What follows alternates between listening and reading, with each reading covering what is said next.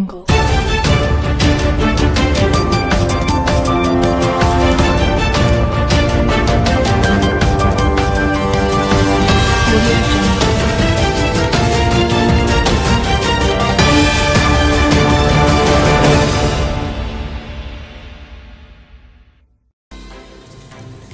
Mayambu Story Collection gi marketegi taramna ukjari. Ngasi phongki papau chi singi manungda maru oiba pau. Center na income zali sing aniga kumafan faobada North East ki lalhoubasing loisingadouri. Manipur da ahanba mityeng thamli. Leba asi da left wing extremism loisinaba thamkiba pandam asi fanglaba matung makha tana center na leba asi gi North East ki lalhoubasing loisinaba mityeng thamlakli. Center gi khongthang asi gi matang da mari leinaba official na hai. Hojik chathariba West Bengal gi mikhal amasung July August pangthokadoriba Amarnath Yatra asigi matungda Central Armed Police Force CAPF sing hongdo hongjing gi thabak paikhatlagani.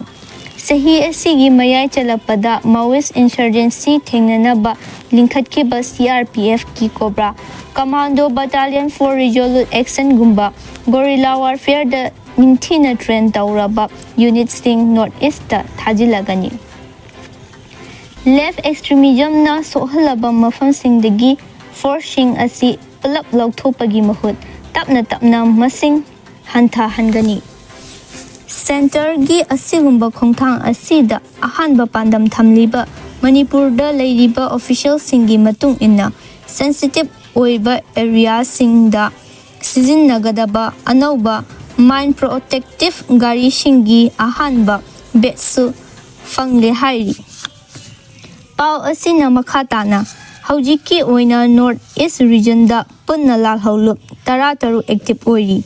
Masigi Manungda Manipur da Lalhoulup Nipan Assam da Lalhoulup Ohum Meghalaya da Lalhoulup Ani Tripura da Lalhoulup Ani Amasung Nagaland da Lalhoulup Amalairi.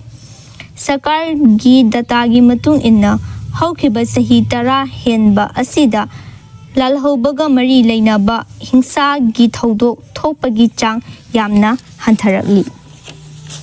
Inkumza lising aniga tara mari da thodok chanipan ga kun mari thoki extremist lising amaga chamapan kuntra mari faki amadi chamaga marfu mathoi hatki Loina na mityam chaniga tarani thoi shiki.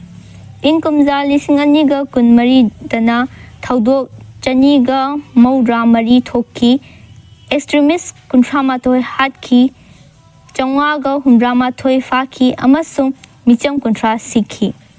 Inkumza lising aniga kun mari da thokiba thodok amadi aso apan ayamba Manipur da thokliba kangluki iranga mari leinei. Region asida thopa lalhoubaga mari leinaba kesingi chada humdram tareti Manipur gi kangluki irang asiga mari leinei hairi. Masagi masak maming tauthokningdaba Manipur da leiba officer amana hai North East ki state singda lalhoubagi irang khwaidagi chauna thengnariba Manipur da ahanba oina force sing asi deploy tauba haugani shu hairi. Loinana sarkar gi awa ba thaki official singi oiba closed door mifam amana North East leiriba lalhouba amasung drug lalonbagi thaba asi inkumza lising aniga kun mapan faobada loisinaba pandam thamli. Left wing extremist na sohalaba state singda security force singna sizinaramba Mind Protective Gari amadi bulletproof car kaya ama North East puraklagani. Masigi manungda light bulletproof gari khara di naga amasung kuki anigi marakta hoji irang kanna thokliba Manipur gi Ukhrul district ta thunglakre. Masigi mathakta Manipur police ki oinashu counter insurgency gi operation da sizinanaba gari kaya amasu makhatana yauраtlagani shu hairi. Chahi asigi oina pangthokadoriba Amarnath Yatra asida masing yamlaba security deploy tauragani. West Bengal gi mikhal asi loiraba matung security force khara Jharkhand amasung Odisha ga tainaba mafamsingda lemhauriba Maoist Central Committee gi luchingbasing track taunaba reinforce tauragani loinana pangthokadawriba mikhal asigi matungda security force sing asi Amarnath Yatra gidamak sizinaraba matung Manipur gi lalhoubagda ahanba mityeng thambagi loinana North East deploy tawgani shu hairi India government na leiba asi national free ore haina lauthopaga loinana Maoist group singna khungang amata control tawba ngamdre amadi janata sarkar chalaiba ngamdre hojik national gi luchingba Mishir Besra hairiba miyoi asi left wing extremism na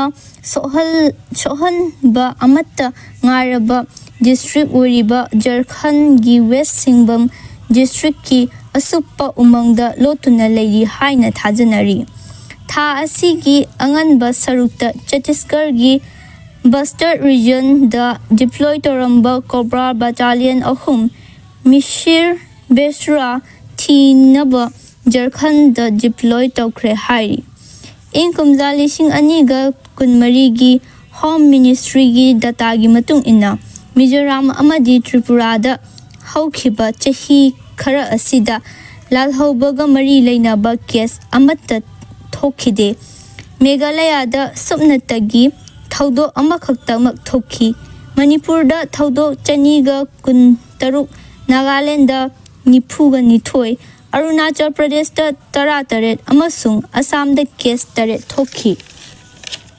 Loinana high river region asida narcotics threat thengnanaba Ministry na Narcotics Control Bureau NCB da systematic crackdown chathanaba chap chaba planning ama paikhatnaba su khanghankre hairi Story collection gi pauta biribasingbu amukka hana khurumjari